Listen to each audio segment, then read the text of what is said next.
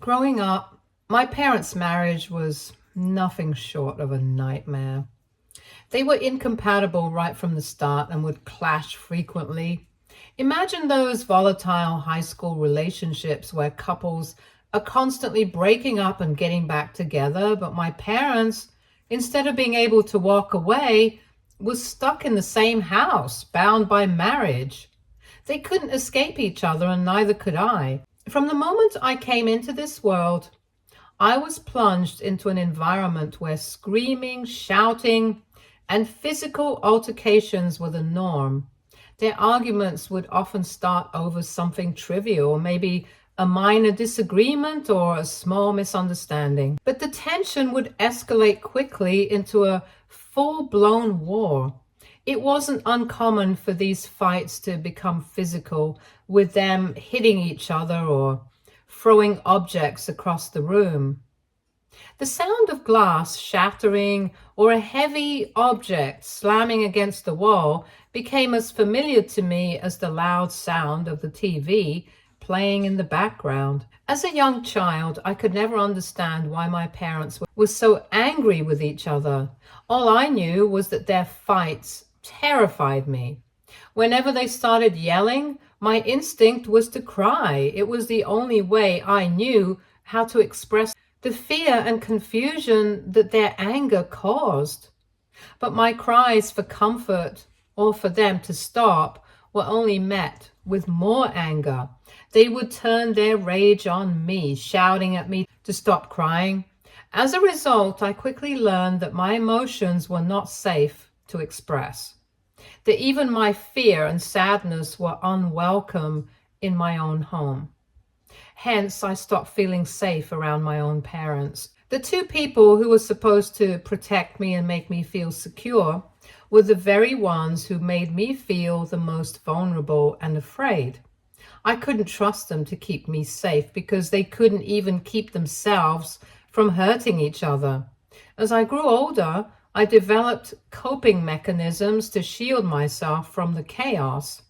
Whenever the fights began, I would retreat to the nearest safe space I could find, usually my bedroom or a bathroom, any place where I could lock the door and put some distance between myself and their fury. In those small enclosed spaces, I would try to drown out the sounds of their fighting, sometimes covering my ears or burying my head under a pillow. Fortunately, things began to change when my maternal grandparents stepped in. They had been quietly observing the destructive pattern of my parents' relationship for years, and I think they finally reached a breaking point. Realizing how deeply my parents' constant fighting was affecting me, they decided to take action. My grandparents, along with other concerned family members, organized an intervention, a moment where everyone came together to confront the situation head on. During this intervention, my parents were given an ultimatum.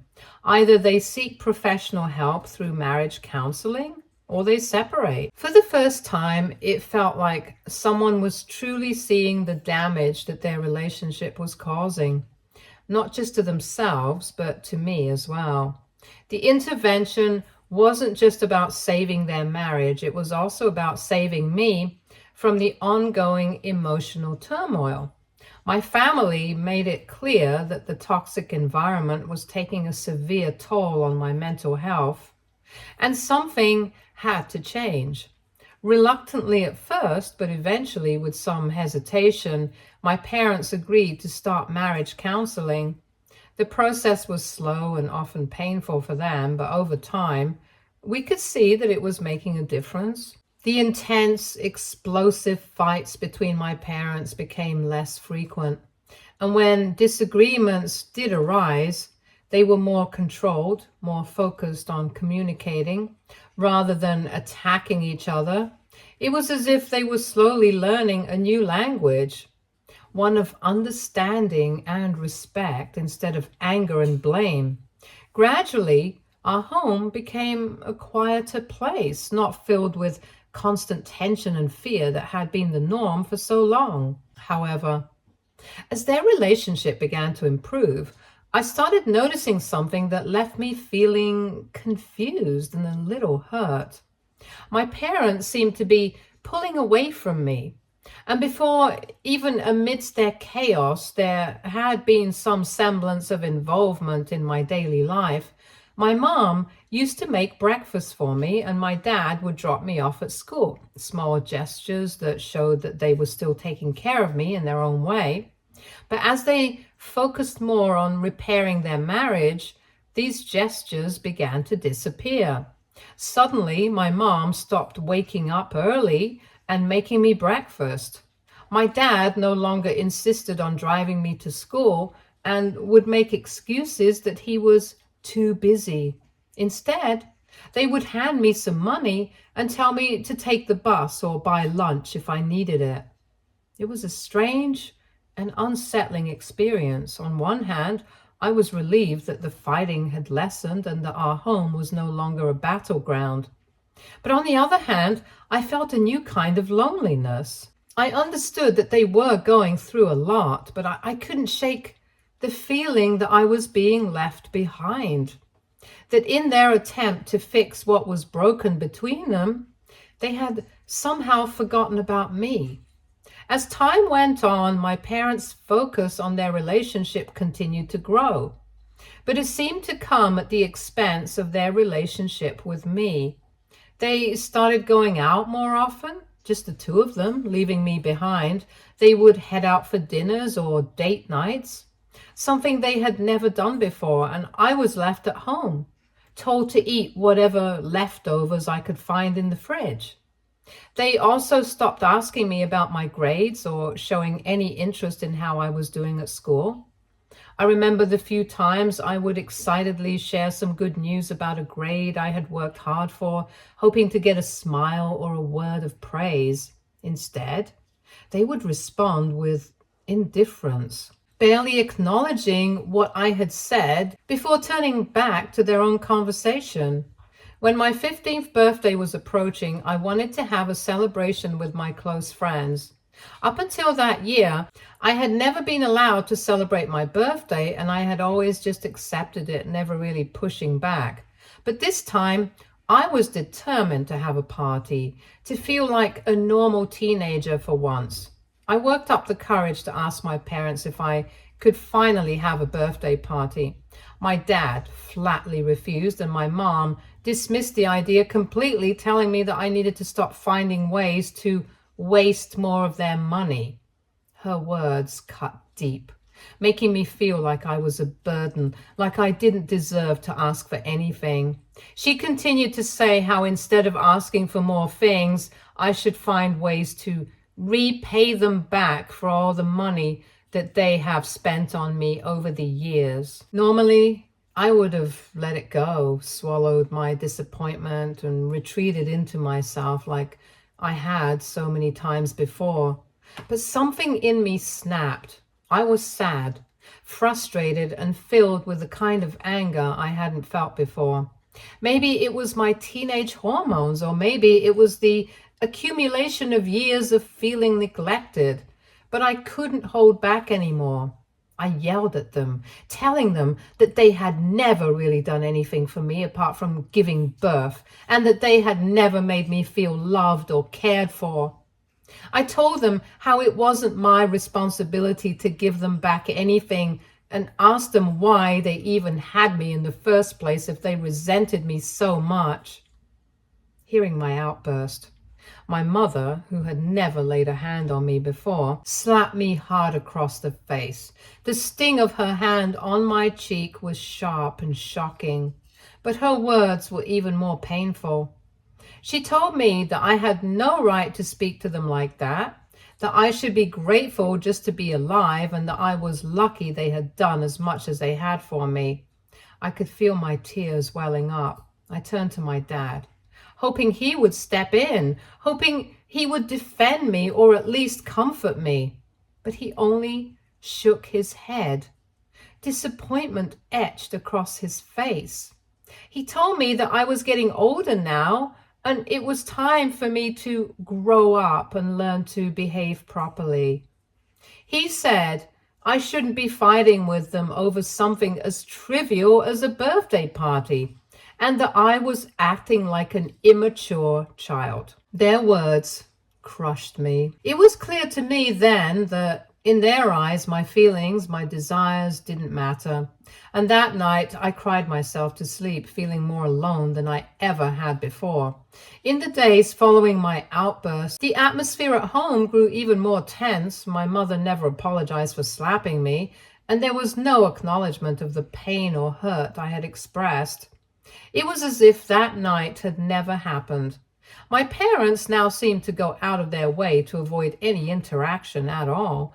They wouldn't speak to me unless absolutely necessary, and even then their words were curt and cold. A week later, my dad called me into the living room. The moment I walked in, I knew something was wrong. Both he and my mom were sitting there, looking grim and serious. My heart sank as I prepared myself for another round of scolding. I could feel the anxiety building up inside me as I took a seat, wondering what I had done this time. I couldn't even meet their eyes, dreading whatever was coming next. Before I could say anything, my dad started to speak. His tone was measured, but there was an edge to it that made me nervous. He said that they had been thinking a lot since our last conversation, and that both he and my mom felt that their marriage was almost perfect now. He told me how they both had worked really hard to reach a place where they were finally happy together. But then he paused, and what he said next shook me to my core.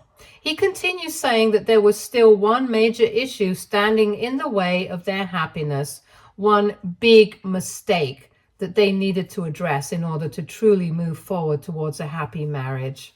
My dad then looked me in the eyes and said, I was the mistake in their life. I sat there, frozen, trying to comprehend what he was saying. He said it so simply, so matter-of-factly, that it almost didn't register at first. He continued to say that they believed that their marriage could be absolutely perfect, if not for the burden of raising me. As I sat there, my heart pounding in my chest, my mother jumped in, her voice sharp and laced with bitterness. She said that having me around the house was a constant reminder of how much they disliked me, and that I was the reason they had almost gotten divorced. My dad explained that they had me when they were young and didn't really have a choice in the matter. Over the years, they had grown to detest the role of being parents, but neither of them had been able to admit it to the other. Their unspoken resentment, he said, was the root of many of their fights.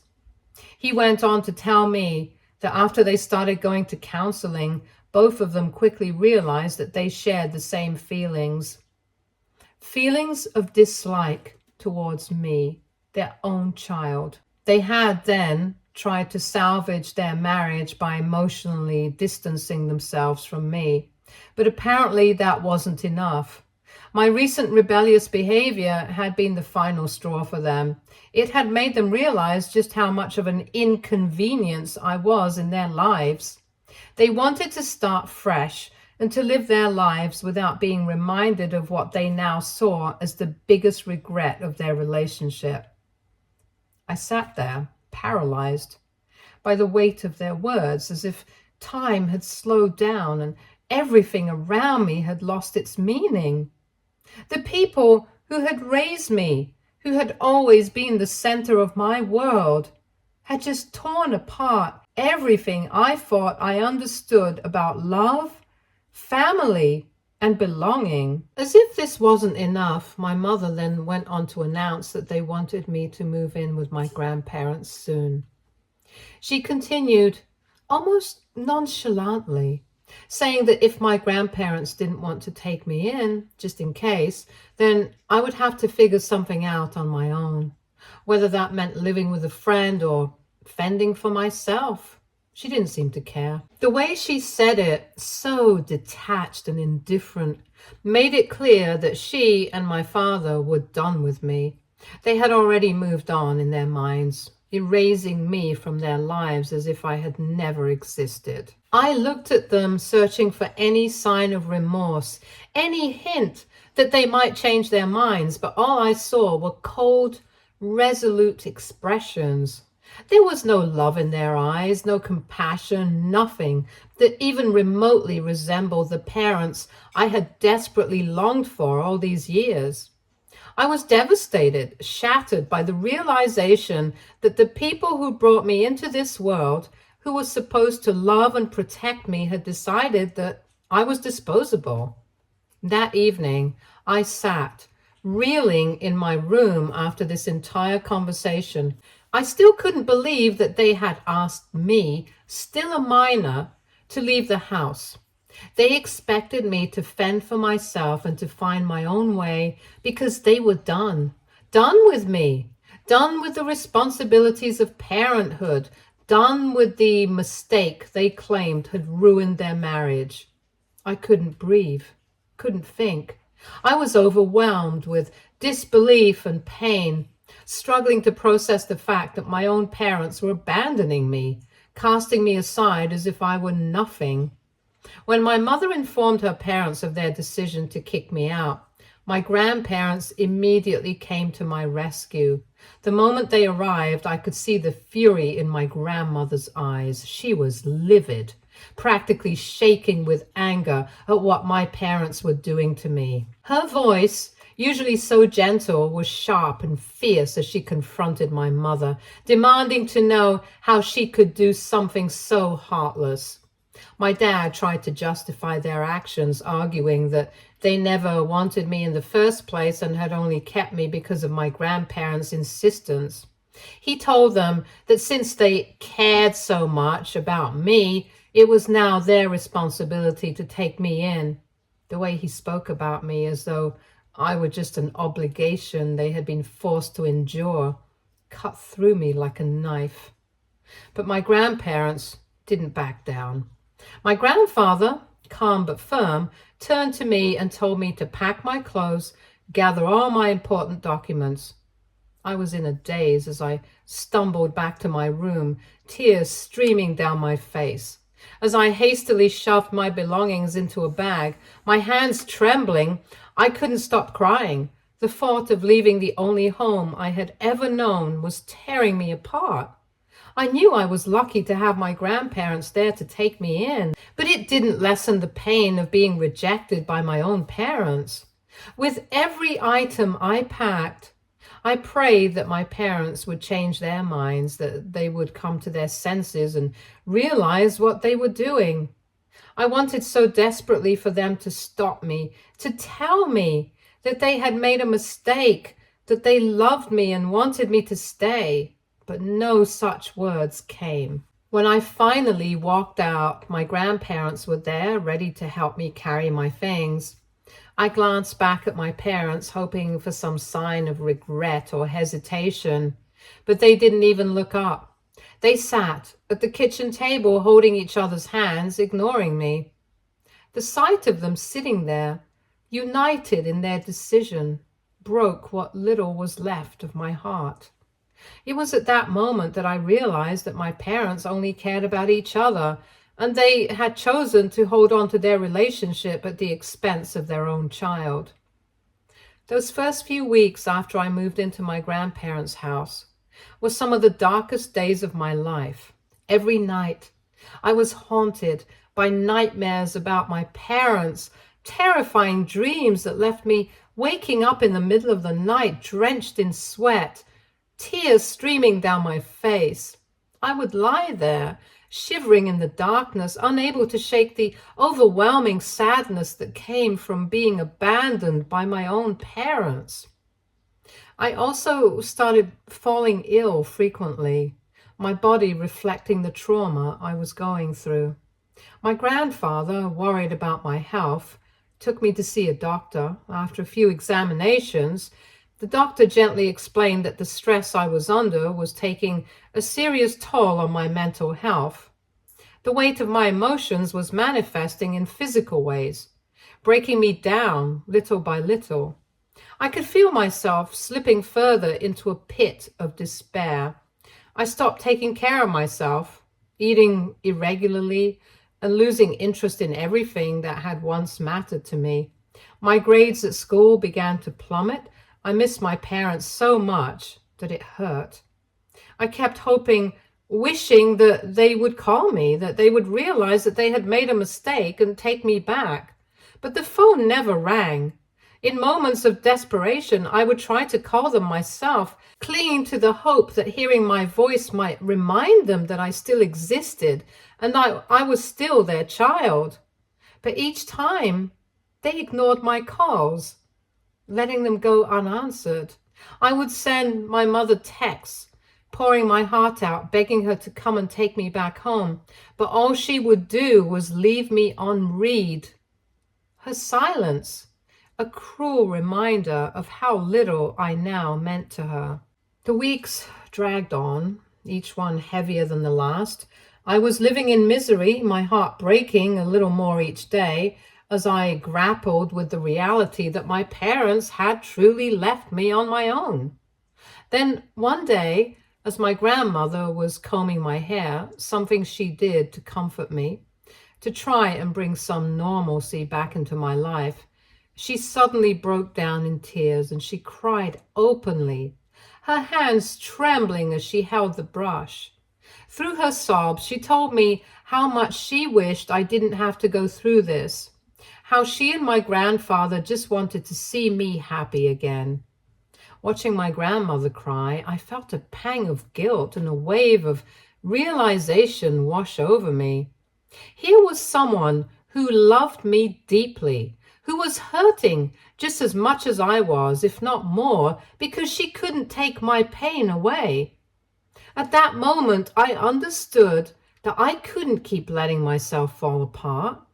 My parents weren't coming back. They had made their choice and moved on. As much as it broke my heart to accept it, I knew I had to make peace with that truth. I realized then that I needed to start picking up the pieces of my life, not just for myself, but for my grandparents too. They had taken me in when I had nowhere else to go, and they were doing everything they could to help me heal. They deserved to see me try, to see me fight to rebuild my life. From that day forward, I resolved to take it one step at a time. It wasn't easy. There were still days when the sadness felt overwhelming, and when I missed my parents so much it felt like I couldn't breathe. But I knew I had to keep moving forward for my sake and for the sake of the people who still cared about me. My grandparents had become my lifeline, and I owed it to them and to myself to try to find a way back to happiness. Over the months, I slowly began to shift my focus from the overwhelming sadness of losing my parents to the small positive things that were starting to happen in my life. For example, my grandmother makes me breakfast every morning. She has this adorable habit of spreading ketchup on my toast in the shape of a smiley face. It is such a simple gesture, but it makes me feel cared for in a way I have never felt before. My grandfather is a stickler for neatness and believes that a crumpled shirt is a poor reflection of one's character. Hence, every morning he irons my clothes for school with such precision that I look sharp and put together when I leave for school. Living with my grandparents has also brought new freedoms that I had never experienced before. For the first time, I'm allowed to participate in after-school activities, and this is something my parents had never permitted. But now I have joined clubs and sports teams and made new friends. Weekends have become something I look forward to as well. My grandparents always encouraged me to hang out with my friends, something that had always been limited before. I'm finally able to go out, have fun, and just be a teenager without the constant feeling of being judged. As time has gone on, I found myself thinking less and less about my parents. The pain is still there, of course, but it doesn't consume me like it used to. My grandparents have successfully created an environment where I feel safe, valued, and loved. Slowly but surely, their home has become my home. It's been 6 months now since I moved out of my parents' place. Other relatives from both my mother's and father's sides have continued to visit me regularly. Word quickly spread through the family about what my parents had done, and the shock and anger were almost universal. One by one, everyone has cut off contact with my parents after confronting them about their decision to abandon me. Sometimes I do hear bits and pieces about my parents' lives from some of my cousins. Apparently, my absence has brought them closer together. They even went on a cruise recently, enjoying the newfound peace in their marriage. Hearing that stung, but I tried to push the thoughts away. I hadn't reached out to them in months, determined to move on and focus on the life I was rebuilding with my grandparents. Then yesterday, something happened that I never expected. My phone rang, and when I glanced at the screen, I felt my heart stop. It was a call from my mom. For a moment, I thought I was dreaming, a cruel trick of my mind, but no matter how many times I rubbed my eyes, the phone kept ringing. My hand trembled as I picked it up, my heart pounding in my chest. And when I finally answered, the first thing I noticed was the sound of her breathing on the other end. It was shaky and uncertain. After what felt like an eternity of awkward silence, she spoke. Her voice was softer than I remembered, almost hesitant, as she asked how I had been doing. The question hung in the air, and I found myself unable to respond. What could I possibly say to her? That I was fine? That I was broken? That I had missed them every day and yet resented them for what they had done? I kept quiet, unsure of what to say, and then she spoke again, asking if I was free to talk because she had something important to discuss with me. Her words were careful, almost rehearsed, and it made me wonder what could possibly be so important now, after all this time. Why now, after months of silence, after they had seemingly moved on with their lives? There was so much left unsaid between us, so much hurt that had festered in the months since they kicked me out. I wasn't sure if I was ready to hear what she had to say, but I also had a faint, painful hope that maybe, just maybe, she was reaching out to make amends. I asked her what it was that she wanted, trying to keep my voice steady despite the whirlwind of emotions surging inside me. There was a pause on the other end, and I could almost hear her gathering the courage to speak. Then my mom took a deep breath and asked me if I could come back home. The words I had longed to hear for so many painful months were finally being spoken, but instead of relief, all I felt was a strange, hollow sensation. She continued, saying that she and Dad regretted kicking me out and had spent time thinking things over. They wanted to make amends and have me back home. But something about her words didn't sit right with me. She didn't once actually apologize to me for everything she and Dad had put me through. Her words were rehearsed, like she was reading from a script. There was no emotion behind them, no real sense of remorse that I could feel. I told her that I didn't believe her and that it sounded like she was lying. I pointed out that if she and Dad truly regretted their actions, they wouldn't have waited 6 months to reach out. They could have easily come to my grandparents' house, knocked on the door, and asked for my forgiveness. But instead, they had been silent for half a year, living their lives without me, going on vacation, and apparently growing closer. Now, out of the blue, she was calling me, acting like everything could be fixed with a few words, as if the damage they had done could be so easily undone. I told her to stop playing with my heart, that I didn't need them anymore. They had made their choice when they kicked me out, and I had spent the last 6 months trying to rebuild my life without them, I wasn't about to let them waltz back in and pretend like nothing had happened. With that, I cut off the call. I still have no idea what to think about this. AITA for not believing my mother and moving back home after she and dad kicked me out. Update 1. Thank you to everyone who has shown me support and reached out during this time. Since my last conversation with my mom, she has called me 3 times more, but I haven't answered any of them. My dad also sent me a message apologizing for everything and expressing how much he misses me, but it all feels too good to be true. I'm relieved that others also find my parents' behavior strange, which is why I've told my grandparents about my mom's sudden call. My grandmother is now trying to find out from other relatives if they know anything about why my parents are pushing me to move back. Update 2.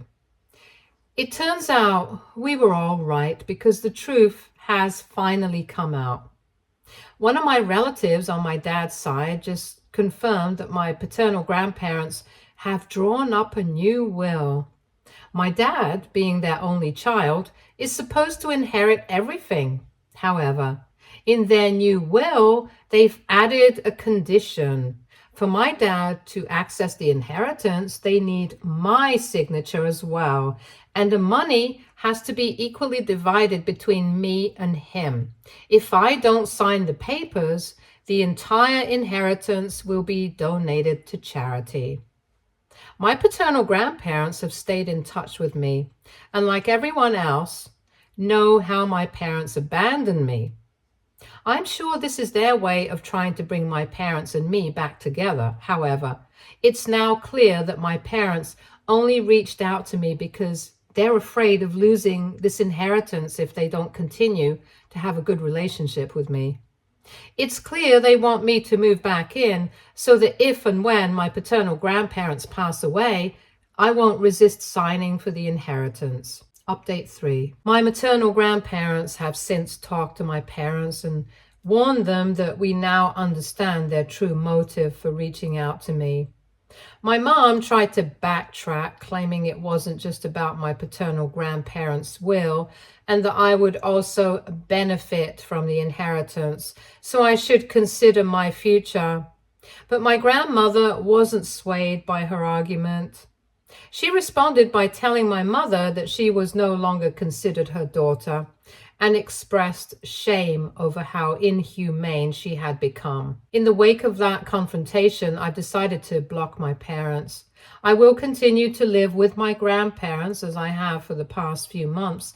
I'm learning to accept that while my relationship with my parents may never be repaired, I have the chance to build something positive from the experience. It's definitely not the life I imagined, but it's one where I'm finally surrounded by people who genuinely care about me and want the best for me. For now, that's enough. Stay tuned for more stories from Argo Relationships.